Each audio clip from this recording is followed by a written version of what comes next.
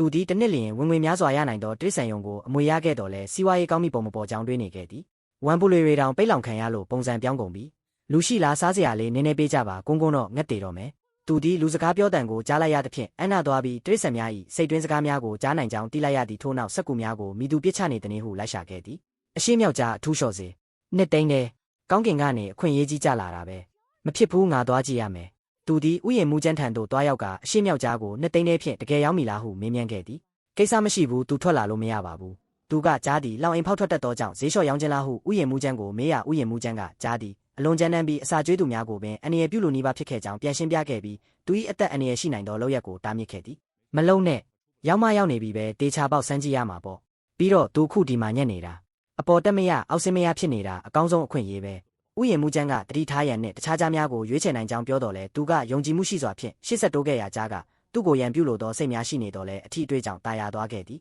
နောက်ထပ်နှစ်ချက်လောက်ကုတ်ပေးပါဦးနောက်ထပ်နှစ်ချက်လောက်ကုတ်ပေးပါဦးသူဒီကြားကိုအချိန်တော်ကြာကုတ်ပေးခဲ့ရသဖြင့်လက်ညောင်းလာပြီဖြစ်ကြောင်းပြောတော်လဲကြားကစက်ကုတ်ပေးရန်အလိုရှိနေသေးသည်မေးစေကိုကုတ်ပေးပါမေးစေနာကအရန်ရနေလို့အရန်စိန်ရှိတာပဲအဲ့နေရလေကြားကထိုလူသားသည်သူရရန်နေသောနေရာကိုမိတို့တည်နေသည်ဟုတွေးကသဘောကျနေခဲ့ပြီးနောက်သူသည်အာကုန်ခန်းလာခဲ့သည်လက်ခွီဥယျာဉ်မူရွံခင်များအစဉ်ပြေရဲ့လားဥယျာဉ်မူရွံကသူ့နေဖြင့်အစဉ်ပြေကြောင်းဥယျာဉ်မူကျန်းကိုအော်ပြောခဲ့ပြီးသူတကယ်ဘာမှမဖြစ်ကြောင်းအတည်ပြုခဲ့သည်ကြားကသူ့ကိုကောင်းကောင်းကုတ်ပေးခဲ့သောကြောင့်သာကဲတင်ခဲ့ခြင်းဖြစ်ကြောင်းတွေးနေပြီးရာသီဥတုပူပြင်းလွန်းသဖြင့်ရေချိုးခြင်းစိတ်ပေါက်လာခဲ့သည်ဥယျာဉ်မူရွံအဲ့ဘက်ကထွက်ပေါက်မဟုတ်ဘူးလမ်းမနေပြီဥယျာဉ်မူရွံကကြားကိုရေချိုးပေးရန်ဆုံးဖြတ်ခဲ့ပြီးရေအေးမတုံးရန်တတိပေးချက်များကိုဂယုမဆိုင်ပဲရေချိုးပေးလိုက်ရကြားမှာအလွန်လန်းဆန်းသွားခဲ့သည်ဒီလောက်လန်းဆန်းတဲ့ရေချိုးခြင်းမျိုးမရတာကြပြီအရန်စိန်ရှိတာပဲဒီလူသားကငါအကြောင်းသိတည်တာပ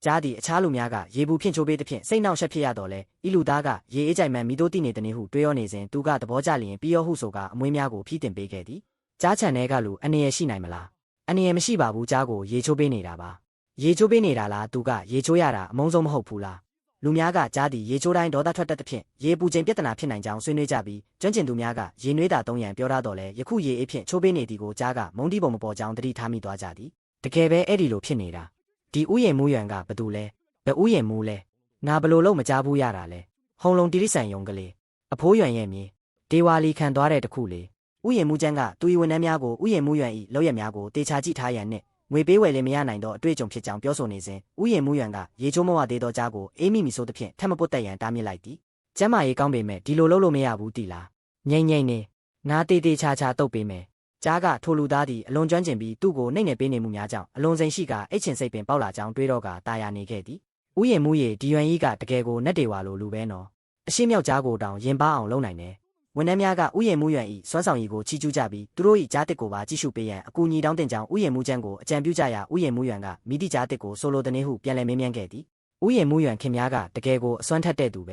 ဲဒီလောက်ဒေါသကြီးတဲ့အရှိမြောက်ကြားကိုတောင်ရင်ပါအောင်လုပ်နိုင်တယ်အရန်တော်တာပဲဥယျာဉ်မူရွံကတကယ်မိုက်တာပဲအဲ့ဒီအရှိမြောက်ကြားကအရန်ကြမ်းတမ်းတာကျွမ်းကျင်သူတွေတောင်မကင်တွယ်နိုင်ဘူးဥယျာဉ်မူရွံကလူတိုင်း၏ချီးကျူးမှုများကိုနားထောင်ပြီးနောက်ဥယျာဉ်မူကျန်းအားပြောစရာရှိသည်များကိုပွင့်ပွင့်လင်းလင်းပြောရန်ဆိုရာဥယျာဉ်မူကျန်းကအခြေအနေရှုပ်ထွေးနေသောသူတို့၏ကြားတစ်တကောင်ကြောင်းကိုပြောပြကာအကူအညီတောင်းပြီးလူကိုယ်တိုင်သွားကြည့်ရန်ခေါ်ဆောင်သွားခဲ့သည်သူတို့သည်ကြားတစ်ရှိရာသို့ရောက်ရှိသွားသောအခါကြားတစ်မှာပုံမှန်မဟုတ်သောအပြုအမူများပြုလုပ်နေသည်ကိုမြင်တွေ့လိုက်ရပြီးအခြေအနေအလွန်ဆိုးရွားနေကြောင်းကိုသတိပြုမိသွားကြသည်တောထဲပြန်လွတ်ဖို့မကြိုးစားကြည့်ဘူးလားကြိုးစားကြည့်ဘူးတယ်ဒါပေမဲ့ဒီကြားတစ်ရဲ့အမဲလိုက်စွမ်းရည်ကမရင်ကျက်သေးဘူးပြီးတော့ခန္ဓာကိုယ်မှာယောဂခံတချို့ရှိနေလို့တောထဲလွတ်ဖို့မသင့်တော်ဘူးဥယျာဉ်မူကျန်းကဥယျာဉ်မူရွံအနေဖြင့်ထိုကြားတစ်ကိုပါရင်ပါအောင်ကူညီပေးနိုင်မည်ဆိုပါကကြားတစ်ပေါင်းနှစ်ကောင်ကိုအခမဲ့ပေးမိဟုကန့်လန့်ခဲ့တော်လဲဥယျာဉ်မူရွံကအကျိုးမြတ်ကိုမပြောသေးရန်နှင့်ထိုကြားတစ်ကိုသူကိုယ်တိုင်လည်းတေချာပေါက်ကူညီနိုင်မည်ဟုအာမမခံရဲကြောင်းပြန်ပြောခဲ့သည်ဥယျာဉ်မူရွံမလုံနိုင်ဘူးဆိုရင်လည်းထားလိုက်ပါတော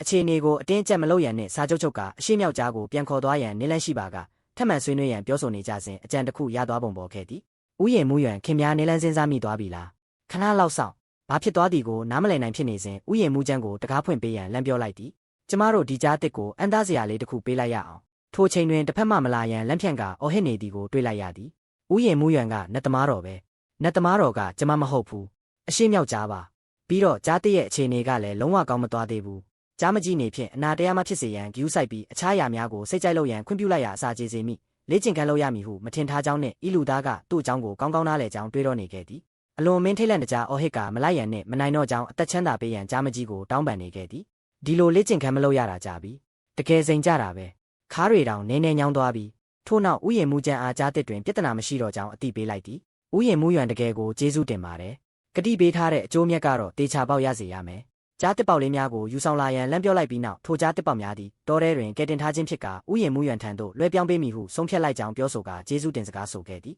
။ကြားမကြီးသွားရအောင်ထိုစဉ်သူခိုးကိုဖမ်းပေးရန်နှင့်တားပေးရန်အော်ဟစ်အကူအညီတောင်းနေတန်ကိုကြားလိုက်ရပြီးနောက်စောင့်နေရန်ချင်းချောက်ပြောဆိုတန်ကိုလည်းကြားလိုက်ရသည်။ဒီလောက်တောင်လူကောင်းလုပ်ချင်နေတာလား။မင်းကအသက်ရှိမနေချင်တော့ဘူးထင်တယ်။ရုတ်တရက်တရေတစေတကောင်ကိုမြင်လိုက်ရတဲ့ကဲ့သို့ထိတ်လန့်တကြားအော်ဟစ်လိုက်သည်။မင်းမှာယောဂရှိနေတာလား။ဦးနောက်မပါတာလားမျက်စင်ပါတာလား။လမ်းလျှောက်ရင်လမ်းကိုမကြည့်ဘူးလား။ကြားရှိနေကြောင်းထိတ်လန့်တကြားပြောဆိုနေတော့လေတစ်ဖက်လူကမူတရေတွေ့နေသည်ဟုထင်မှတ်ကစိတ်မမှန်သူတဦးဟုသတ်မှတ်ပြီးချက်ချင်းထွက်သွားရန်နှင်ထုတ်လိုက်သည်။ဒါတကယ်ကြီးကြားပဲ။ဥယျာဉ်မှုရွံကိုအလွန်ကျေးဇူးတင်ကြောင်းနှင့်အားလက်ချိန်ရပါကမိသားစုတစုလုံးကိုခေါ်ကာလူကိုယ်တိုင်လာရောက်ကျေးဇူးတင်မိဟုပြောဆိုနေခဲ့စဉ်တစ်ဖက်တွင်မူပိုက်ဆံပြန်အမ်းရန်အော်ဟစ်တောင်းဆိုနေကြသည်ကိုတွေ့လိုက်ရသည်။အရှိမြောက်ကြားရှိတယ်ဆိုဘာမှကိုမရှိတာ။ပိုက်ဆံပြန်အမ်းရန်မှာမဖြစ်နိုင်ကြောင်းနှင့်နင့်နာသည်ဟုထင်ပါကနောက်ထပ်နှစ်ပတ်လောက်ထပ်လျှောက်ကြည့်ရန်ပြောလိုက်ရာကြည့်စရာတိရစ္ဆာန်မရှိရဲခွေးနှင့်ကြက်ဖက်များသာရှိပြီးပဏာရောင်ဆိုးထားသောခွေးသာရှိကြောင်းပြန်လဲချေပနေကြသည်။ငါပြောထားတယ်မလား။အရှိမြောက်ကြားကိုဥယျာဉ်မှုမှအပြင်သို့ခေါ်သွားကြောင်းနှင့်မယုံပါကခဏဆောင်ရန်ပြောဆိုနေတော့လဲမိသည့်တိရစ္ဆာန်ယုံမှကြားကိုအပြင်သို့ခေါ်သွားရမရကြောင်းနှင့်တိရစ္ဆာန်မရှိလက်အကြောင်းပြနေခြင်းဖြစ်ကြောင်းကလေးမဟုတ်သဖြင့်မယုံကြည်နိုင်ကြောင်းညှင်းဆိုနေကြသည်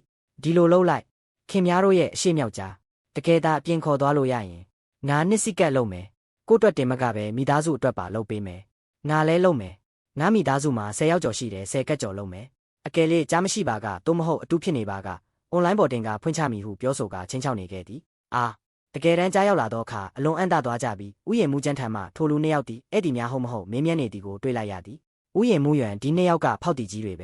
သူတို့မိသားစုတွေအတွက်ပါနှစ်စဉ်ကက်လုပ်ပေးမယ်လို့ခုလေးတင်ပြောထားတာဖောက်တီကြီးတွေပေါ့ငွေပေးချေရန်ပြင်ဆင်နေကြပြီးအကျွေးဝယ်ကက်နဲ့ကျူအားကုတ်ဖြင့်ပါပေးချေနိုင်ကြောင်းပြောဆိုကာငွေပေးချေမှုအောင်မြင်သွားပြီးနောက်ထမင်းစားသွားရန်ဖိတ်ခေါ်နေခဲ့သည်ဥယျာဉ်မှုအရင်ကပို့ထားတဲ့စာထဲမှာအရှိမြောက်ကြားအကြောင်းပဲပြောထားတာမဟုတ်ဘူးလားကြားတစ်ပေါက်လေးများပါလာသည့်အကြောင်းနဲ့အသက်အန္တရာယ်ချင်းချောက်မှုဖြင့်ကုသခြင်းမှာကဘာပေါ်တွင်ပထမဆုံးဖြစ်နိုင်ကြောင်းချီးကျူးပြောဆိုနေကြပြီးနောက်ထိုအကြောင်းများကိုဆက်မပြောတော့ဘဲကြားကိုကြားလောင်အိမ်တို့အရင်ခေါ်သွားရန်ဥယျာဉ်မှုကျန်းကိုပြောလိုက်သည်ပြီးမှနောက်ထပ်တိရစ္ဆာန်ချိုးရအောင်နေလန်းစဉ်းစားကြတာပေါ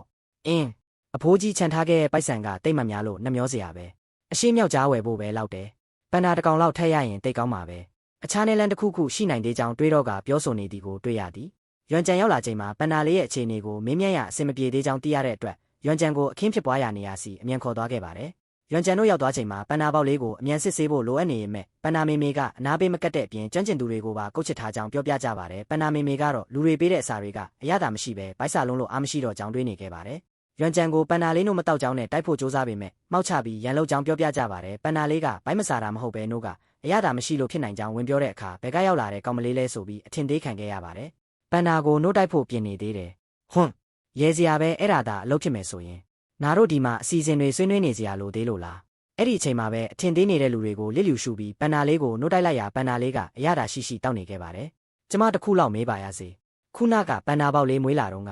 ရှင်တို့အချင်းကိုရှင်းထုတ်ခဲ့ရဲ့လားပန်နာပေါက်လေးမွေးချင်းပန်နာမေမေကဒေါသတကြီးကိုချစ်ခဲ့တဲ့အတွက်အချင်းကဗိုက်ထဲကျန်နေသေးကြောင်းသိလိုက်ရပြီးအချင်းကျန်နေလို့ဘိုင်းနာနေတာလားဟုမေးမြန်းခဲ့ကြပါတယ်ဒါပေမဲ့ပန်နာမေမေရဲ့ဗိုက်ထဲမှာနောက်ထပ်ကလေးတစ်ကောင်ကျန်နေသေးကြောင်းဖြေလိုက်ပါတယ်ဟာကောင်မလေးကတော့ကောင်မလေးပါပဲ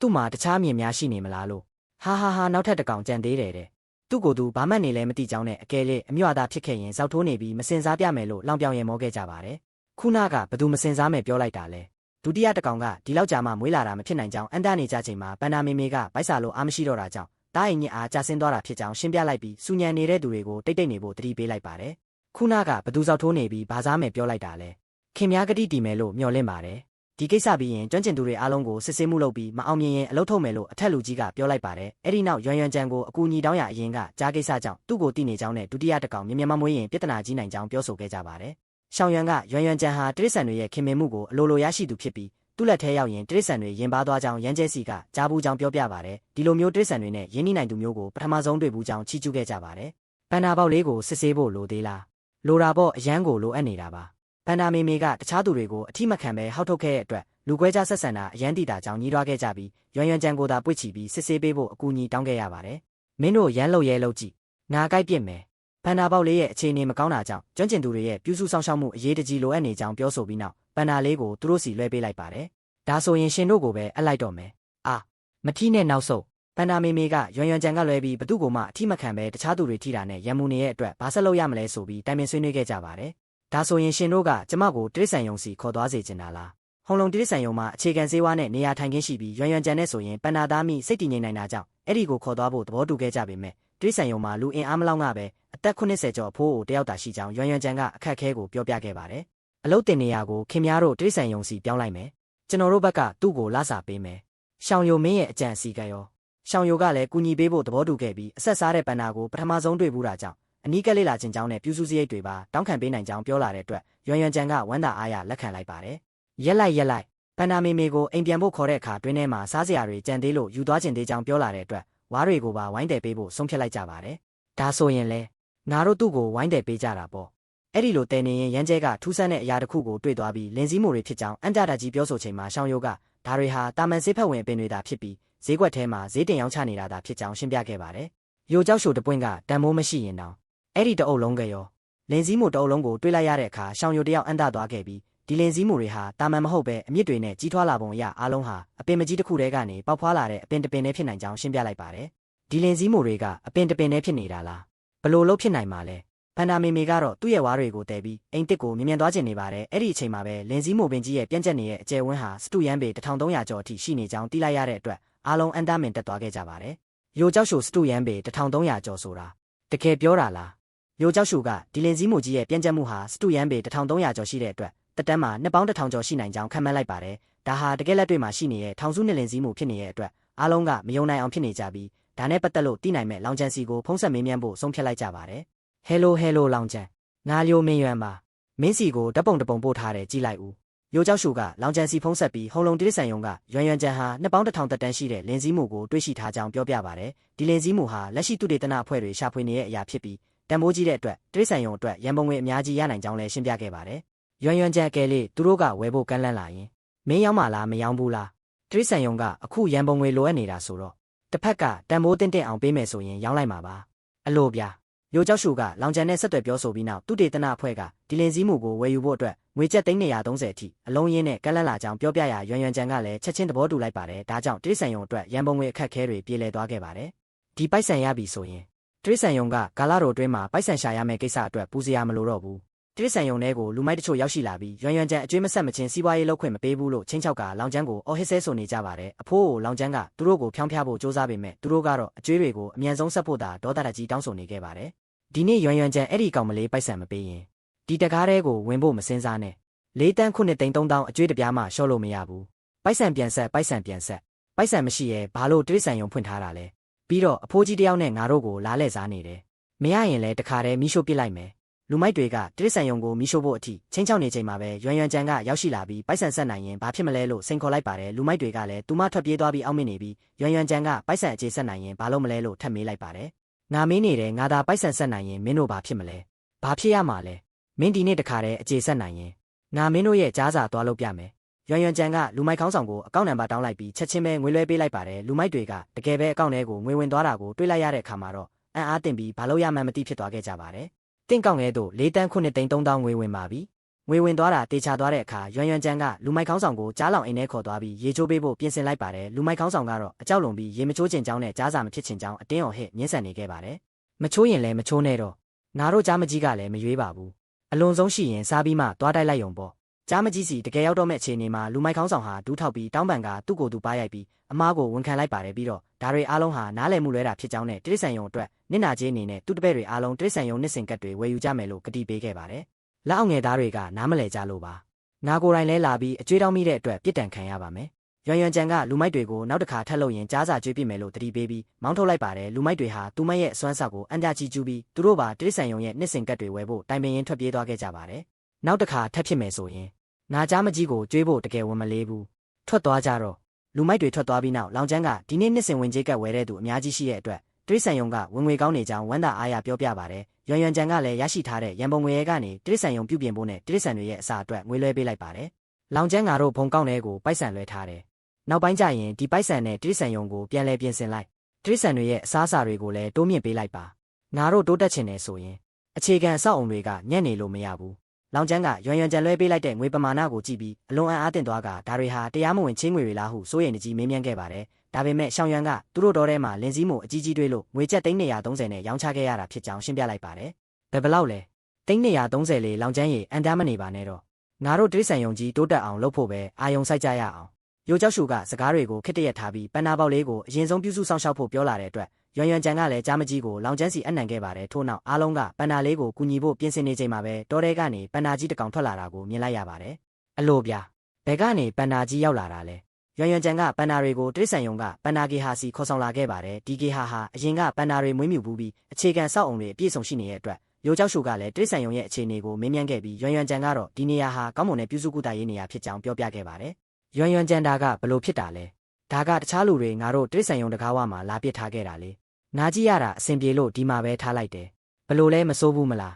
းရိုးကြောက်ရှုကပန်နာပေါက်လေးရဲ့အခြေအနေကိုစစ်ဆေးရအခြေအနေကပုံမစိုးသွားပဲကိုပူချိန်လဲပြန်တက်လာတဲ့အတွက်ပြဿနာသိမ့်မရှိတော့ကြောင်းသိလိုက်ရပါတယ်ဒါပေမဲ့အဲ့ဒီအချိန်မှာပဲတခြားတစ်ဖက်မှာရှိနေရမယ့်ကြားမကြီးကပန်နာကေဟာဘက်ကိုရောက်ရှိလာတာကိုတွေ့လိုက်ရပါတယ်ဒီကောင်ကြီးကိုလောင်ကျန်းကကြားကေဟာစီရွှေ့သွားပြီမဟုတ်ဘူးလားရွမ်ကြံကကြားမကြီးကိုလောင်ကျန်းနဲ့အတူသွားဖို့ပြောထားပေမဲ့သူမစီပြန်ပြေးလာတာကိုမြင်ပြီးဘာလို့ဒီကိုပြန်လာတာလဲလို့မေးမြန်းခဲ့ပါတယ်ကြားမကြီးကတော့တောထဲကနေပြေးထွက်လာတာဖြစ်ကြောင်းတွေးရောနေခဲ့ပါတယ်ငါကပြေးထွက်လာတာလေရွမ်ကြံကရိုးကြောက်ရှုနဲ့ရှောင်းရံတို့ကိုကြားမကြီးဟာလူမယံမှုတက်ကြောင်းပြောပြီးမစိုးရိမ်ဖို့နှစ်သိမ့်လိုက်ပါတယ်ထို့နောက်ကြားမကြီးကိုရေပြဖို့ပြောပြီးပန်နာမေမေနဲ့ကြားမကြီးတို့ကိုအချင်းချင်းမိတ်ဆက်ပေးကသူငယ်ချင်းတွေအဖြစ်ပေါင်းတင်ဖို့ပြောဆိုခဲ့ပါတယ်ဒါကသူငယ်ချင်းလားရွမ်ကြံကပန်နာမေမေနဲ့ကြားမကြီးတို့ဟာဒုက္ခမျိုးစုံကြုံတွေ့ခဲ့ရပြီးမှတိရစ္ဆာန်ယုံကိုရောက်လာတာဖြစ်တဲ့အတွက်အချင်းချင်းချစ်ချစ်ခင်ခင်နေထိုင်ကြဖို့နဲ့ပန်နာပေါက်လေးကိုလည်းဝိုင်းဝန်းဆောင်ရှောက်ဖို့ပြောကြားခဲ့ပါတယ်ဒီလိုထူးခြားတဲ့မိတ်ဆက်ပေးမှုကိုရိုးကြောက်ရှုကအန်ကြတာကြီးကြည့်နေခဲ့ပါတယ်ရွမ်ကြံဒါဘာလို့မလို့လဲပန်နာနဲ့ကြားကိုသူငယ်ချင်းပေးလို့မလို့လားဒါကောဖြစ်နိုင်လို့လားနောက်နေတာလားရွမ်ကြံကပန်နာမေမေနဲ့ကြားမကြီးတို့ကိုအချင်းချင်းလက်ဆွဲနှုတ်ဆက်ဖို့ပြောလိုက်ရတကယ်ပဲနှစ်ကောင်လုံးကလက်ဆွဲနှုတ်ဆက်လိုက်တဲ့အတွက်ရိုးကြောက်ရှုတယောက်အနာမင်တက်သွားခဲ့ပါတယ်အဲ့ဒီအချိန်မှာပဲတိရစ္ဆာန်ယုံထဲကိုအထက်လူကြီးဖြစ်တဲ့ဝန်ကျူရောက်ရှိလာပြီးလောင်ကျန်းကခီးဦးကြိုပြုခဲ့ပါတယ်ညွန့်ကြားရေးမှုဝန်အထဲကိုကြပါလောင်ကျန်းမင်းတို့တိရစ္ဆာန်ယုံကအခုတလောဘလို့လဲမစိုးဘူးလို့ငါကြားထားတယ်ညွန့်ကြားရေးမှုဝန်ရဲ့ကျေးဇူးကြောင့်ပါဗျာလောင်ကျန်းကသူတို့တိရစ္ဆာန်ယုံအကြောင်းဝင်ကြွားပြီးကြားမကြီးကကြောင်ကြီးတစ်ကောင်လိုရင်ပါးကပန်နာတွေကလည်းကက်လုံးလို့ညွန့်ကြားရေးမှုတောင်စိတ်ညစ်ရကြောင်းပြောပြနေပါတယ်ဒါပေမဲ့အဖော်ဖြစ်သူကမယုံကြည်ပဲလောင်ပြောင်တဲ့အခါလောင်ကျန်းကတကယ်မယုံရင်လိုက်ကြည့်ဖို့စိန်ခေါ်လိုက်ပါတယ်ကောင်းပြီဒါဆိုရင်လိုက်ကြည့်ရတာပေါ့ကြောင်ကြီးလိုရင်ပါးတဲ့ကြားဆိုတာတွားကြည့်ကြတာပေါ့ပြီးတော့လူကက်လုံးနဲ့ပန်နာဆိုတာကိုပါအားလုံးကတောတိုင်းတိရစ္ဆာန်တွေကိုကိုယ်တိုင်တွားရောက်ကြည့်ရှုကြတဲ့အခါအံ့စရာကောင်းလာတဲ့မြင်ကွင်းကြောင့်မင်းတက်သွားပြီးတိရစ္ဆာန်တွေအတူတကွဆော့ကစားနေကြတာကိုအံ့အားသင့်စွာကြည့်နေခဲ့ကြပါတယ်ပန်နာနဲ့ကြားကသူငယ်ချင်းတွေဖြစ်သွားကြတာလားဒါကိုအပြင်လူတွေတိသွားရင်အံ့ရတုံလောက်ကုန်ကြလိမ့်မယ်ညွန့်ကြားရေးမှုဝန်ဝမ်းသာအားရကြိုဆိုပါတယ်လောင်ကျန်းခင်များလဲကျမကိုကြုံမပြောဘူးညွန့်ကြားရေးမှုဝန်ကရွမ်ကြံရဲ့စ조사မှုကိုချီးကျူးစကားဆိုရာသူမကအဖိုးဖြစ်သူကိုမပြောဖို့စိတ်တိုနဲ့တားမြစ်လိုက်ပါတယ်ထို့နောက်ညွန့်ကြားရေးမှုဝန်ကရုံးခန်းထဲမဝင်တော့ပဲဒီတော့တောင်ဒေသမှာတောတိုင်းတိရစ္ဆာန်တွေပေါ်များပြီးတခါတလေပြုစုထိန်းသိမ်းဖို့လိုအပ်တဲ့တိရစ္ဆာန်တွေရှိကြောင်းရှင်းပြခဲ့ပါတယ်မင်းကိုငါတို့တတော်ဌာနရဲ့အထူးကျွမ်းကျင်သူဖြစ်ခန့်အပ်ခြင်းနဲ့ညင်းဖို့အလျင်မလိုပါနဲ့ဦးမင်းတိရစ္ဆာန်ယုံကိုဦးစီးနေရလို့အလုံများမှန်းငါသိပါတယ်ဒါပေမဲ့ငါတို့ရဲ့ကန့်လန့်ချက်ကတော်တော်လေးကောင်းပါတယ်လောက်အားခက်ကတော့တေချာပေါက်အမြင့်ဆုံးပေးမှာပါဒါအပြင်သူတို့မှာကယ်ဆယ်ရေးလက်မှတ်ရှိနေတဲ့အတွက်တိရစ္ဆာန်တွေကိုတိရစ္ဆာန်ယုံစီခေါ်ဆောင်လာနိုင်ပြီးကုသစရိတ်အတွက်အထူးထောက်ပံ့ကြေးလည်းရမှာဖြစ်လို့ရွမ်ကြံကဒီထူးကျွမ်းကျင်သူယာတို့ကိုဝမ်းသာအားရလက်ခံလိုက်ပါတယ်ထို့နောက်ညွန့်ကြားရေးမှုဝန်ကတိုင်ဖုံးမုန်တိုင်းဝင်ရောက်လာမဲ့မိုးလေဝသသတင်းကိုပြောပြခဲ့ပါတယ်ဒီတစ်ခေါက်မိုးကထင်ထားတာထက်ပိုပြီးပြင်းထန်လိမ့်မယ်မိုးမချုပ်ခင်အမြန်ဆုံးကြိုတင်ပြင်ဆင်မှုတွေလုပ်ထားကြပါရွမ်ကြံတို့ဟာမုန်တိုင်းအတွက်ပြင်ဆင်နေချိန်မှာပဲတိရစ္ဆာန်ယုံတွေကឩပ်ကြမိုးအဆောက်အုံတွေယိုစိမ့်နေတာကိုတွေ့လိုက်ရတဲ့အတွက်လောင်ကျန်းကိုအမိုးတွေအရင်ဆုံးပြုပြင်ဖို့အမြင်မှာကြားလိုက်ပါတယ်ဟဲလိုပြင်းထန်တဲ့မုန်တိုင်းတန်ကြောင့်အမိုးတွေလွင့်စင်ပျက်စီးသွားတဲ့အတွက်အားလုံးကဘာဆက်လုပ်ရမလဲဆိုပြီးအခက်တွေ့သွားကြပါတယ်ဒီအတိုင်းဆက်နေရင်အေးမိမှာဖြစ်လို့တိရစ္ဆာန်တွေကိုဘေးကင်းရာနေရာတစ်စီအမြန်ဆုံးရွှေ့ပြောင်းဖို့ဆုံးဖြတ်လိုက်ကြပါတယ်ဘာလုပ်နေတာလဲရွမ်ကြံကကြားမကြီးအေးမိမှာဆိုလို့လေမုတ်ဆက်နဲ့အမွေးတွေကိုအချောက်ခံပေးဖို့စ조사ပါတယ်ဒါပေမဲ့ကြားမကြီးကတော့သူမရဲ့ခွန်အားကြီးတဲ့ခန္ဓာကိုယ်ကြောင့်အေးမိမှာမဟုတ်ဘူးလို့စိတ်ထဲကတွေးပြီးညှင်းဆန်တဲ့အတွက်ရွမ်ကြံကအေးမိရင်သူမကိုအပြစ်မတင်ဖို့ပြောလိုက်ပါတယ်နင်းကိုတော့လေညဘက်မိုးကြိုးတွေပြင်းထန်စွာပြည့်နေချိန်မှာတိရစ္ဆာန်တွေဟာအလွန်ထိတ်လန့်နေခဲ့ကြပါတယ်ဒါကြောင့်ရွမ်ကြံကမိုးကြိုးပစ်တာဖြစ်လို့မကြောက်ဖို့အားပေးနှစ်သိမ့်နေခဲ့ပါတယ်တိရစ္ဆာန်တွေအားလုံးကရွမ်ကြံရဲ့ဘေးနားမှာဝိုင်းဝန်းပြီးစိတ်အေးချမ်းသာစွာအိပ်ပျော်သွားခဲ့ကြပါတယ်မနက်ခင်းရောက်တဲ့အခါမှာတော့တိရစ္ဆာန်ယုံတွေကမုန်တိုင်းတန်ကြောင့်ပျက်စီးနေတဲ့အပျက်စီးတွေကိုတွေ့လိုက်ရပြီးရှင်းလင်းရေးတွေလုပ်ဖို့ပြင်ဆင်ကြပါတယ်တန်ရှင်းရေးလုပ်တာငါလည်းလုပ်တတ်ပါတယ်ငါလည်းလာကူညီပေးမယ်ကြားမကြီးကရွမ်ကြံအဖော်လုပ်ပေးခဲ့တာကိုထောက်ထားပြီးတန်ရှင်းရေးဝိုင်းကူလုပ်ပေးဖို့စိတ်ကူးလိုက်ပါတယ်ဒါပေမဲ့သူတို့ရဲ့ကူညီမှုတွေကပိုပြီးရှုပ်ထွေးသွားစေတဲ့အတွက်ရွမ်ကြံကကူညီတာလားဒုက္ခပေးတာလားဆိုပြီးရေမောကမေးမြန်းလိုက်ပါတယ်ပါမောက်ခတ်ယိုပန်နာလေးဘာမှမဖြစ်ဘူးမလားမနေ့ညကငါခွင့်ရေးရတော့ပန်နာလေးကိုစစ်ဆေးကြည့်လိုက်တယ်အများကြီးပြန်ကောင်းလာပါပြီပြဿနာတိတ်မရှိတော့ပါဘူးဟေးကြားမကြီးဘာလုပ်နေတာလဲကြားမကြီးကအပြက်စီးတွေအောက်မှာအသက်ရှင်ကျန်ရစ်နေသေးတဲ့မြောက်တကောင်ရဲ့အနံ့ကိုရရှိသွားခဲ့ပါတယ်ဒါကြောင့်ရွမ်ကြံကကြားမကြီးညွန့်ပြတဲ့နေရာမှာတိရစ္ဆာန်တကောင်ပိတ်မိနေရဆိုတာတီးသွားပြီးရှောင်းရံကိုအမြန်လာကူညီဖို့လန့်ခေါ်လိုက်ပါတယ်လာတစ်နှစ်သုံးမှာ သူတို့ဟာအပြက်စီးတွေအောက်ကနေကုန်းမြင့်ရွှေရောင်မြောက်ဝံလေးကိုအမြန်ဆုံးကယ်တင်လိုက်ကြပါတယ်မြောက်လေးကိုစစ်ဆေးကြည့်ရမှာအပြင်ပန်းတန်ရာတွေသာတွေ့ရပြီးအယိုးကျိုးတဲ့လက္ခဏာမတွေ့ရပေမဲ့အတွင်းခြေတန်ရာရှိမရှိကိုတော့မတေချာသေးကြောင်းဆွေးနွေးခဲ့ကြပါတယ်ရွမ်ရွမ်ကျန်ငါတို့အရင်ဆုံးစေကန်းကိုတွားကြရအောင်အဲ့ဒီမှာပစ္စည်းကိရိယာအစုံရှိတော့ဒဏ်ရာတွေကိုကုသဖို့ပိုကောင်းတယ်စေကန်းမှာစစ်ဆေးပြီးနောက်မြောက်လေးဟာတောင်ပေါ်ကပြုတ်ကျလာတာဖြစ်ပြီးပြင်းထန်တဲ့အယိုးကျိုးဒဏ်ရာနဲ့အတွင်းခြေဒဏ်ရာတွေမရှိဘဲပေါ်ပါတဲ့အပြင်ဒဏ်ရာနဲ့ဥနောက်နှဲငယ်တုံခါသွားတာလောက်သာရှိကြောင်းသိလိုက်ရတဲ့အတွက်အားလုံးကစိတ်အေးသွားကနိုးတိုက်ဖို့ပြင်ဆင်လိုက်ကြပါတယ်စားနိုင်တယ်ဆိုရင်တော့အသက်ရှင်မှာပါပြဿနာတိတ်မရှိတော့ဘူးအားပြိုကျလာပြီးအနေရရှိတယ်ရွမ်ရွမ်ကျန်ကမြောက်လေးကိုအနေရကြားကနေကယ်တင်လိုက်တဲ့အတွက်မြောက်လေးကကျေးဇူးတင်စကားဆိုလိုက်ပါတယ်ဒါပေမဲ့သူ့ပေါင်းဖော်တွေတောထဲမှာရှိနေသေးလို့တွားခဲ့ခြင်းကြောင်းပြောတဲ့အခါရွမ်ရွမ်ကျန်ကဒဏ်ရာရနေလို့တောထဲမဝင်ဖို့တားဆီးလိုက်ပါတယ်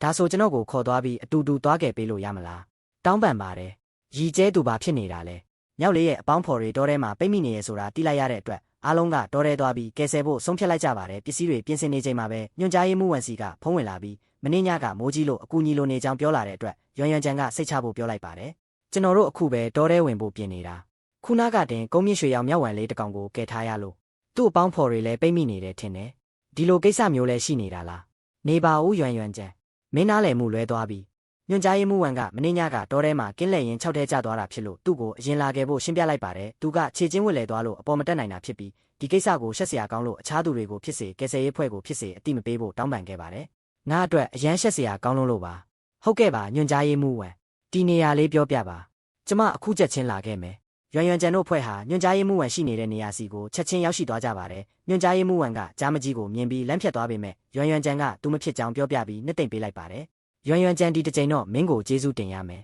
မထင်ထားခဲ့ဘူးအထူးကျွမ်းကျင်သူအဖြစ်မင်းရဲ့ပထမဆုံးတာဝန်က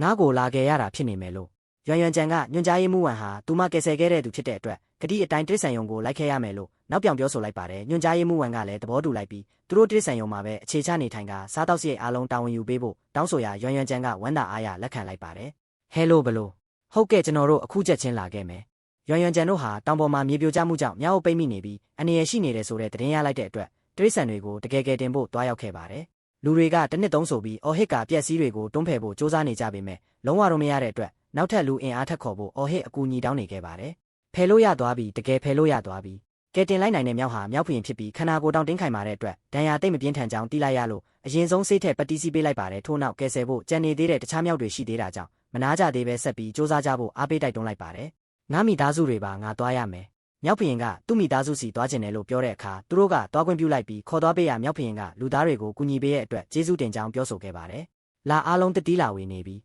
ကုန်းမြင့်ရွှေရောင်မြောက်ဝံလေးကအားလုံးရဲ့ကယ်ဆယ်မှုကိုကျေးဇူးဆက်တဲ့အနေနဲ့တတိတွေလာပေးတာပါမြောက်ကတတိလာပေးတာတဲ့ဘာပဲဖြစ်ဖြစ်ငါတလုံးလောက်တော့သွားစားရမယ်ဝန်ကျူကရှောင်းဟူကိုတောင်းအောင်ဆင်းပြီးရေသွားဝယ်ခိုင်းရအပြန်လမ်းမှာရှင်းပွက်ခြင်းနဲ့ကြာသွားကြောင်းသတင်းရလိုက်တဲ့အတွက်အမြန်လမ်းပြဖို့ပြောဆိုလိုက်ပါတယ်သူတို့ရောက်သွားချိန်မှာတော့ရှောင်းဟူတယောက်ကဲပါဦးလို့အော်ဟစ်အကူအညီတောင်းနေတာကိုတွေ့လိုက်ရပါတယ်ဆွဲလို့မရဘူးငါလက်ပိတ်မိနေတယ်တစုံတယောက်ကဒေါသတကြီးဆွဲလိုက်ပြီးညွန့်ကြားရေးမှုရဲ့ခြေထောက်တန်ရာနဲ့အတင်းမလုပ်ဖို့တားဆီးကြပါတယ်ဒါပေမဲ့သူတို့မသွားရင်ရှောင်းဟူကိုဘသူကဲမလဲလို့မေးလာတဲ့အခါတခြားတယောက်ကသူကဲမယ်လို့ပြောပြီးမြောက်ဖျင်ကိုအနားခေါ်လိုက်ပါတယ်မင်းတို့ဟိုလူကိုကဲဖို့နေလန်းလေးများစဉ်းစားပေးလို့ရမလားတေချာပေါက်ရတာပေါ့ငါတို့ရဲ့တပည့်လေးတွေအလုပ်လုပ်တာကိုသာကြည့်နေလိုက်မြောက်တွေဟာရေထဲကလောက်ကိုဆယ်ယူတလို့မျိုးဆင့်ခဲတွေချိတ်ပြီးလူကိုကဲတင်နေတာကိုမြင်လိုက်ရပါတယ်အဲ့ဒီနောက်ညွန့်ကြားရေးမှုဝန်ကအရင်ကကဲဆယ်မှုနဲ့အခုလူကိုပါကဲတင်ပေးခဲ့တဲ့အတွက်ရွမ်ရွမ်ကျန်ကိုအထူးကျေးဇူးတင်ကြောင်းပြောဆိုခဲ့ပါတယ်ဝန်ကျူအခုဒါတွေပြောနေရမယ့်အချိန်မဟုတ်ဘူးငါတို့ကြိုးကိုမြ мян ဆွဲကြရအောင်ရှောင်းဟူနစ်ဝင်သွားတော့မယ်လာအတူတူဆွဲကြမယ်ရှောင်းဟူကိုအရင်ဆုံးအမြန်ကယ်ထုတ်ကြရှောင်းဟူကိုအနေရကင်းကင်းနဲ့ဆွဲတင်ကယ်ဆယ်ပြီးနောက်အားလုံးအသက်ရှူချောင်သွားချိန်မှာပဲတစုံတစ်ခုလှုပ်ရှားနေတဲ့အတန်တွေကိုရုတ်တရက်ကြားလိုက်ရပါတယ်ရီကျဲတစ်ခုခုလှုပ်ရှားနေတဲ့အတန်ကြားတယ်တစုံတစ်ယောက်ကဝမ်ပုလေးပေါက်လေးလို့အော်ဟစ်လိုက်ပါတယ်အဲ့ဒီနောက်အဖိုးဖြစ်သူကလောင်ကျန်းကိုရွမ်ရွမ်ကျန်စီကနေရှောက်ပြောတတ်တဲ့အကျင့်ပါလာပြီးကြားတွေပန်နာတွေရှိတယ်ဆိုတာကိုလုံးဝမယုံကြည်ကြောင်းပြောဆိုရာလောင်ကျန်းကတကယ်ရှိကြောင်းအတင်းရှင်းပြနေခဲ့ပါတယ်မင်းဘသွားဝယ်မှာလဲလောင်ကျန်းရမင်းကစကားပြောတော့အယမ်းတော်တယ်ဒါပေမဲ့လက်တွေ့ကြလဲစဉ်းစားဦးလေအဖိုးတခြားသူကိုမယုံရင်တောင်ကျွန်တော်ကိုတော့ယုံတင်တယ်လေတကယ်အစ်စ်တွေပါဆိုကောင်းပြီတကယ်စစ်ဆိုရင်အဲ့ဒီတိရစ္ဆာန်တွေကကောဘယ်ရောက်သွားကြပြီလဲတိရစ္ဆာန်တွေကိုရွမ်ရွမ်ကျန်ကတောင်ပေါ်ခေါ်သွားကြောင်းလောင်ကျန်းကဖြေလိုက်ပါတယ်ဒါပေမဲ့အဖိုးဖြစ်သူကကြားဆိုတာခွေးမဟုတ်တဲ့အတွက်ဒီလိုဆွဲခေါ်သွားလို့မရနိုင်ဘူးလို့ဆိုကလောင်ကျန်းအသက်ကြီးပြီးတတိလို့နေပြီထင်လို့ဆေးရုံအုပ်သူငယ်ချင်းစီဖုံးဆက်ပြီးဆေးကမ်းပြပေးမယ်လို့ပြောဆိုခဲ့ပါတယ်ခဏနေရှောင်ရွံပြန်လာရင်အဖိုးသိပါလိမ့်မယ်ဟိုမာကြည့်ပြန်လာကြပြီရွမ်ရွမ်ကျန်ပြန်ရောက်လာချိန်မှာလောင်ကျန်းကသူမဟာကုန်းမြင့်ရွှေရောင်မြောက်ဝံတအုပ်ကိုပါခေါ်လာကြောင်းဂုံယူဝင့်ကြွားစွာပြောလိုက်ပါတယ်ဒါတွေကိုကိုယ်တိုင်မျက်မြင်တွေ့လိုက်ရတဲ့အခါမှာတော့အဖိုးဖြစ်သူဟာလောင်ကျန်းပြောသမျှအားလုံးတကယ်မှန်တွေဖြစ်ကြောင်းသိရှိသွားခဲ့ပါတယ်ချန်မင်ခုနကရှောင်ရံပြောတာတွေအားလုံးတကယ်မှန်တွေလားအဖိုးရွံအားလုံးတကယ်ပါပဲ ကျွန်တော်သက်ဆိုင်ရာကိုတင်ပြထားပြီးပါပြီ။တာဝန်ရှိသူတွေကရွမ်ကျန်ကိုဂုဏ်ပြုစုချီးမြှင့်ဖို့ဆုံးဖြတ်ထားပါတယ်။တာဝန်ရှိသူတွေကရွမ်ကျန်ကိုစုကြေးငွေ30နဲ့ဂုဏ်ပြုတစိတ်ချီးမြှင့်မဲ့အကြောင်းပြောပြနေချိန်မှာရွမ်ကျန်ကအဖိုးကိုအတိမပေးဘဲလာရသလားလို့မေးလိုက်ပါတယ်ထို့နောက်အဖိုးကအဖိုးလို့မခေါ်လို့စူပူတဲ့အခါသူမကပိုက်ဆံတပြားမှမပေးဘဲဒေဝါလီခံရမဲ့တိရစ္ဆာန်ယုံကိုလောင်ကျန်းနဲ့အတူထားရိတ်ခဲ့ပြီးမိဘတွေကလည်းထွက်ပြေးသွားကြောင်းစိတ်ဆိုးမှန်ဆိုးနဲ့ပြောဆိုခဲ့ပါတယ်။အပန်းဖြေခီးထွက်သွားတာလေတမီးဖြစ်သူကဒီမှာတင်မတက်ပင်ပန်းနေရတာကိုသူတို့ကတော့မျက်နှာပြောင်တိုက်ပြီးခီးထွက်သွားရက်တယ်။ငါးစီအခုချက်ချင်းလာခဲ့စမ်းပင်မှာလဲအဖိုးကသူမရဲ့မိဘတွေကိုမနှက်ဖြန်ဟုံလုံးတိရစ္ဆာန်ယုံကိုမရောက်ရင်ခြေထောက်ရိုက်ချိုးမယ်လို့ဖုံးဆက်ချင်းချောက်လိုက်ပါတယ်။အဲ့ဒီနောက်အရင်ကစိုက်ပျိုးရေးတက္ကသိုလ်မှာတိရစ္ဆာန်သူတေသနလုပ်ခဲ့တဲ့သူမရဲ့မိဘတွေကိုတိရစ္ဆာန်ယုံမှာအစာလာကျွေးခိုင်းဖို့အကြံပေးရာရွမ်ကျန်ကသဘောတူလက်ခံလိုက်ပါတယ်။ငါရဲ့အသေးအသက်သမီးလေးပိန်သွားပြီလား။နင့်ရဲ့ခွေးကောင်ဖေးကဖုံးတောင်ဆက်ခွင့်မပေးဘူး။ဒေါသထွက်ဖို့ကောင်းလိုက်တာ။ရပါတယ်ကိစ္စမရှိပါဘူး။ဒါနဲ့ဖေကောမေမေဖြစ်သူကရွမ်ကျန်ကြားကိုရင်ပါအောင်လုပ်နိုင်ခဲ့တယ်ဆိုတာကြားပြီးနောက်ဖေဖြစ်သူဟာမခံချင်စိတ်နဲ့မနှက်စောစောကလေးကတောင်ပေါ်တက်သွားကြောင်းပြောပြပါတယ်သူလည်းတိရစ္ဆာန်တကောင်ကောင်ကိုရင်ပါအောင်ဖမ်းလာပြီးတမိဖြစ်သူကိုအန်တသွားအောင်လုပ်ပြမယ်လို့ဆိုကာထွက်သွားကြောင်းရှင်းပြခဲ့ပါတယ်ငါကလေးကိုများခိုးသွားရဲတယ်ပေါ့လုံးဝခွင့်မလွတ်နိုင်ဘူးဝမ်ပူလွေမကြီးကသူ့ကလေးကိုခိုးသွားတဲ့အတွက်ဒေါသတကြီးလိုက်လံတိုက်ခိုက်ရာအားလုံးထိတ်လန့်တကြားအော်ဟစ်ထွက်ပြေးကြပါတယ်ရွမ်ကျန်ကတားဆီးဖို့စူးစမ်းပေမဲ့အားလုံးကအန္တရာယ်များလုံးလို့မသွားဖို့အော်ဟစ်တတိပေးနေခဲ့ကြပါတယ်ရီကျဲမသွားနဲ့လေလောင်ကျန်းငါတို့အမြန်လိုက်သွားကြရအောင်ဝမ်ပူလွေမကြီးကသူ့ကလေးကိုပြန်ပေးဖို့ဒေါသတကြီးတောင်းဆိုနေချိန်မှာရွမ်ကျန်ကဝင်ရောက်လာပါတယ်သူမကဝမ်ပူလွေမကြီးကိုနောက်ထပ်အော်နေမယ်ဆိုရင်ပါရိုက်ပြီးလွင့်စင်သွားအောင်လုပ်ပစ်မယ်လို့ရဲရဲဝင်းဝင်းချင်းချောက်လိုက်ပါတယ်ငါပါမရရအောင်မလုံးနဲ့နော်ရွမ်ကျန်ကဝမ်ပူလွေမကြီးကိုတေချာစကားပြောလို့ရမလားလို့မင်းမြတ်ရဝမ်ပူလွေမကြီးကသူမရဲ့ကလေးကိုသာပြန်လိုချင်ကြောင်းငိုယိုတောင်းဆိုနေခဲ့ပါတယ်အဲ့ဒီနောက်ရွမ်ကျန်ကအဖြစ်အပျက်ကိုတီးရဖို့ဖေဖြစ်သူကိုအနားလာခဲ့ဖို့လမ်းခေါ်လိုက်ပါတယ်ရှောင်းရမ်းပါဖြစ်လို့လဲ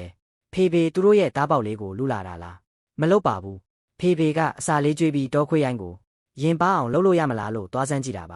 ါဖေဖြစ်သူကဝမ်ပူလွေတွေသူ့ကိုမြင်တာနဲ့အပြေးလိုက်ကြိုက်ကြောင်ရှင်းပြရာရွမ်ကျန်ကဘယ်နေရာမှာအစာသွားကျွေးတာလဲလို့မေးလိုက်ပါတယ်ဖေဖြစ်သူကတောင်ပေါ်ကကြောက်တုံးတွေရှိတဲ့နေရာဖြစ်ပြီးအဲ့ဒီမှာလူချေရာနဲ့မြောက်ချေရာတွေတွေ့ခဲ့ရကြောင်းပြောပြတဲ့အခါရွမ်ကျန်ကတခုခုကိုတတိထားမိသွားပြီးဘယ်မှမသွားဘဲငြိမ်နေဖို့မှာကြားလိုက်ပါတယ်ဒါဟာမင်းရဲ့ကလေးလားလို့မေးလိုက်ရာဟုတ်မှန်ကြောင်းနဲ့အကြာကြီးလိုက်ရှာနေခဲ့ရကြောင်းဖြေကြားခဲ့ပါတယ်မနေ့ကတောင်ပေါ်မှာတေလူနီးပါးဖြစ်နေတဲ့ဒီကလေးကိုသူတို့ဖြတ်သွားရင်ကံကောင်းထောက်မစွာတွေ့ရှိခဲ့တာဖြစ်ကြောင်းရှင်းပြလိုက်ပါတယ်ကဲမင်းရဲ့ကလေးကိုလည်းတွေ့ပြီဆိုတော့ပြန်တော့လေငါ့ကိုခဏလောက်စောင့်ပါကဲတင်ပေးမှုသာမရှိရင်ကလေးတည်သွားနိုင်တာမို့ကျေးဇူးတင်ကြောင်းပြောဆိုကလက်ဆောင်တစ်ခုပေးအပ်ခဲ့ပါတယ်ဒါဟာတောကျင်စင်ဖြစ်ပြီးအခောက်နဲ့အကျော်တွေရဲ့အနေထားအရအလွန်တန်ဖိုးရှိတဲ့အရာတစ်ခုဖြစ်ကြောင်းအန်တစွာပြောဆိုနေခဲ့ကြပါတယ်ဒီတောကျင်စင်ရဲ့တက်တန်းက200လောက်ရှိရမယ်တက်တန်း200ရှိတဲ့တောကျင်စင်ဒီအရာကမျိုးတုံးပြောက်ွယ်သွားပြီမဟုတ်ဘူးလားတက်တန်း200ရှိတဲ့တောကျင်စင်ဒါဟာအရန်ကောင်းတဲ့အရာဖြစ်လို့အဖိုးဖြစ်သူကိုအရက်စိန်တောက်ဖို့ပေးလိုက်ပေမဲ့အလွန်တန်ဖိုးကြီးလို့ဆိုကညှဉ်းဆန်နေခဲ့ပါတယ်ဒါပေမဲ့အဖိုးရက်စိန်ရင်သူမလဲတောက်လို့ရတာပဲဆိုပြီးပြောဆိုကပေးလာတဲ့လက်ဆောင်ကိုသဘောကျကြောင်းနဲ့ထမင်းမစားရသေးရင်အိမ်လိုက်ခဲ့ဖို့ဖိတ်ခေါ်လိုက်ပါတယ်ရတာရှိတဲ့အစားအစာတွေအများကြီးရှိနေလို့တိရစ္ဆာန်တွေဟာမစောင့်နိုင်တော့ပဲအငန်းမရအမြန်စားတောက်နေကြပါတယ်အဲ့ဒီအချိန်မှာပဲလူတစုရောက်လာပြီးဘသူတာဝန်ခံလဲလို့မင်းမြန်းကစာချုပ်မှာအမြန်လက်မှတ်ထိုးပြီးဒီနေရာကနေထွက်သွားဖို့ရိုင်းပြစွာပြောဆိုလာကြပါတယ်မင်းတို့ရဲ့ဒီမြေနေရာကိုငါတို့သူထေးကသဘောကျနေတယ်အဲ့ဒီကိစ္စနဲ့ပတ်သက်ပြီးရှောင်းရံကိုပဲဆုံးဖြတ်ချက်ချဖို့ပြောလိုက်ကြပြီးသူမဘလို့ပဲတွေအားလုံးကသူမဘက်ကနေရက်တီထောက်ခံပေးသွားမယ်လို့အားပေးစကားပြောကြခဲ့ကြပါတယ်။ရှောင်းရမ်းဘလို့လဲ။သူတို့နဲ့အဆုံးထိရင်ဆိုင်ကြမလား။ယုံမှုနောက်မဆုံးနဲ့။လောင်ကျန်းငါကအရင်ကစစ်သားလုပ်ခဲ့တာကွာဟာဟာဟာ။လူဆယ်ကနန်းလောက်နဲ့အရှုံးပေးဖို့လာပြောနေတာကိုလက်မခံနိုင်ကြောင်းနဲ့မဖြစ်နိုင်ကြောင်းရဲရဲဝင်းဝင်းတုတ်ပြန်လိုက်ပါတယ်လူမိုက်တွေကတော့အဖိုးကိုကလေးနဲ့မိမတွေသာရှိပြီးမစင်ပေနေတဲ့တမျက်စီးနဲ့လာရင်ဆိုင်နေတာကိုမြင်တော့အလွန်ရဲစရာကောင်းကြောင်းလောင်ပြောင်နေခဲ့ကြပါတယ်။10မိနစ်ပြည့်သွားပြီ။မင်းတို့လက်မှတ်မထိုးဘူးဆိုရင်ငါတနာနေမှာမဟုတ်ဘူးနော်။ဝမ်ပုလွေဘရင်ရွမ်ကျန်ကလူမိုက်တွေကိုရှင်းလင်းပေးဖို့ဝမ်ပုလွေဘရင်ကိုအကူအညီတောင်းလိုက်ပြီးကိစ္စပြီးရင်စားစရိတ်နေစရိတ်အားလုံးတာဝန်ယူပေးမယ်လို့ကတိပေးလိုက်ပါတယ်လူမိုက်တွေကတော့ဝမ်ပုလွေနည်းနည်းလောက်ရှိတာကိုအထင်ကြီးစရာမလိုကြောင်းနဲ့အထင်သေးလောင်ပြောင်နေခဲ့ကြပါတယ်သူတို့ကလူအင်အားများတယ်ဆိုဘသူကအင်အားပိုများလဲဆိုတာကြည့်ရအောင်လို့ပြောလိုက်ချိန်မှာပဲဝမ်ပုလွေအုပ်ကြီးထွက်လာတဲ့အတွက်ဝမ်ပုလွေတွေကပိုများနေကြောင်းနောက်ပြောင်လိုက်ပါတယ်လူမိုက်တွေကဝမ်ပုလွေတွေအများကြီးထွက်လာတာကိုအံ့အားသင့်သွားပြီးလူအင်အားများသေးလားလို့အမေးခံလိုက်ရပါတယ်ဒါမှမဟုတ်ငါရဲ့ဝမ်ပုလွေတွေမလောက်သေးဘူးလို့ထင်နေတာလားမလောက်သေးဘူးဆိုရင်လည်းကြားမကြီးလာခဲ့ကြားမကြီးပါထက်ရောက်လာတဲ့အခါမှာတော့လူမိုက်တွေဟာကြားကိုမြင်ပြီးအလွန်ထိတ်လန့်သွားကြကအကြောက်လွန်ပြီးအော်ဟစ်ထွက်ပြေးသွားကြပါတယ်မင်းကငါတို့ကိုအများကြီးကူညီပေးခဲ့တယ်ဒါကငါရဲ့ကျေးဇူးဆက်လက်ဆောင်ပါမင်းတို့လူသားတွေကဒါကိုတော်တော်သဘောကျပုံရတယ်တိရစ္ဆာန်တွေကကျေးဇူးဆက်တဲ့အနေနဲ့အဝါရောင်အဖို့အထစ်တွေနဲ့အရာတစ်ခုကိုပေးလာရအဲ့ဒါဟာအဖိုးရန်ရွှေတုံးကြီးနဲ့တူနေကြောင်းအန်သားစွာပြောဆိုလိုက်ကြပါတယ်အဲ့ဒီနောက်သွားမဲ့နေရာကိုရောက်လာတဲ့အတွက်ကားဘော်ကနေဆင်းဖို့ပြောလိုက်ပါတယ်ကားဘော်ကဆင်းပြီးနောက်သူတို့တွေတိတ်ဆိတ်စွာနဲ့ရှေ့ကိုဆက်လျှောက်သွားခဲ့ကြပါတယ်လူ9ယောက်ခဏနေရင်အစာထက်ကျွေးမယ်ယုံမှုဘာဖြစ်လို့လဲလို့မင်းမြတ်နေကြချိန်မှာပဲရွမ်တိရစ္ဆာန်ယုံမှုရောက်လာကြောင်းအားလုံးကသတိထားမိသွားကြပါတယ်ယုံမှုကအရန်လာတာပဲယုံမှုမှာရေးစားရှိပြီလားမရှိသေးရင်တယောက်လောက်ထားဖို့စိတ်ဝင်စားလား ရှိပြီးသားဆိုရင်လည်းနောက်တစ်ယောက်ထပ်ထားဖို့စိတ်ဝင်စားလားအဲ့ဒီနောက်လူတွေကိုကယ်ဆယ်ပြီးရင်အစာထက်ကျွေးမယ်လို့ပြောဆိုကလူပဲမှာလဲလို့ရှာဖွေရာဒီမှာရှိကြောင်းအချင်းချင်းလမ်းပြောလိုက်ကြပါတယ်ရုတ်တရက်အော်ဟစ်တန်တွေထွက်ပေါ်လာပြီးလူတစ်ယောက်တကယ်ပဲပြုတ်ကျလာတာကိုတွေးလိုက်ရလို့အံ့တသွားကြပါတယ်ဒါပေမဲ့အဲ့ဒီလူဟာခုနကတစ်ပင်ပေါ်မှာရှိနေတာဖြစ်ပြီးပြုတ်ကျလာချိန်မှာလည်းဘာတန်မှမထွက်ပဲအော်ဟစ်အကူညီတောင်းတာမျိုးမရှိတဲ့အတွက်ထူးဆန်းနေကြောင်းသတိထားမိသွားကြပါတယ်မမှန်ဘူးဒီလူတစ်ခုခုလွဲနေတယ်ဘသူကတိရစ္ဆာန်ယုံလာတာကိုသူ့လိုမျိုးဝတ်လာမှလဲဒီလူဟာလူကောင်းမဟုတ်ဘူးလို့တန်တရားဝင်သွားကြပြီးသူ့ကိုဖမ်းဆီးဖို့ချက်ချင်းပဲဆုံးဖြတ်လိုက်ကြပါတယ်ရဲရရှိသူ့ကိုပဲဖမ်းလိုက်ပါသူကကျွန်တော်တို့ဝမ်ပူလေချန်နယ်ကတစ်ပင်ပေါ်မှာခိုးပုံးနေတာပါအဲ့ဒီလူရဲ့ကိုပေါ်ကနေအလွန်ပြင်းထန်တဲ့ခွေးယူပြန်ဘိုင်ယက်စ်ကိုရှာတွေ့ခဲ့ကြောင်းပြောပြကြပါတယ်ဒီဘိုင်ယက်စ်ဟာပုံမှန်အားဖြင့်ကြက်ဖြူတွေကိုစမ်းတက်ရမှာသုံးလေးရှိပြီးတိရစ္ဆာန်တွေရဲ့ကိုရင်းကိုထိုးသွင်းလိုက်တာနဲ့အန္တရာယ်ရှိကြောင်းယွမ်တိရစ္ဆာန်ယုံမှုကသိရှိထားကြောင်းရှင်းပြခဲ့ပါတယ်ဒါကတိရစ္ဆာန်တွေကိုယူသွတ်ပြီးဒေါသထွက်စေနိုင်တယ်ပြီးတော့ကုသလို့မရဘူးယွမ်တိရစ္ဆာန်ယုံမှုခင်များမှာထင်မြင်ချက်တစ်ခုခုရှိလားရဲရရှိကျမမှာထင်မြင်ချက်တစ်ခုတော့ရှိတယ်သူမရဲ့ထင်မြင်ချက်ကိုမတက်တည်ပြခင်မှာအဲ့ဒီလူထွက်ပြေးသွားမှာဆိုလို့ရဲတွေကိုအရင်ဆုံးစောင့်ကြပ်ခိုင်းထားလိုက်ပါတယ်အဲ့ဒီနောက်ရဲရရှိကလူတွေနေရာယူပြီးပြီဖြစ်လို့စတင်စစ်ဆေးနိုင်ပြီဖြစ်ကြောင်းပြောဆိုခဲ့ပါတယ်ကိစ္စတွေဘလို့နေလဲသူထေးဝမ်မင်္ဂလာပါသူထေးဝမ်ကရဲမတိုင်ဖို့တောင်းပန်ပြီးလိုချင်တဲ့အပေးယူအခြေအနေကိုပြောဖို့တောင်းဆိုလာပါတယ်ဒါပေမဲ့ရွမ်ချန်ကဘာပေးယူမှလုံးเสียမလို့တော့ကြောင်းနဲ့သူ့ရဲ့အနောက်ကိုသာလှည့်ကြည့်လိုက်ဖို့ပြောဆိုလိုက်ပါတယ်တာဝန်ပြီးဆုံးပါပြီတိမတ်ကိုဖမ်းဆီးရမိပါပြီခေါင်းဆောင်သတင်းထူးရှိတယ်ဝမ်ချန်လင်ကသူ့ရှိုးလုပ်ငန်းတွေမှာလည်းပါဝင်ပတ်သက်နေတယ်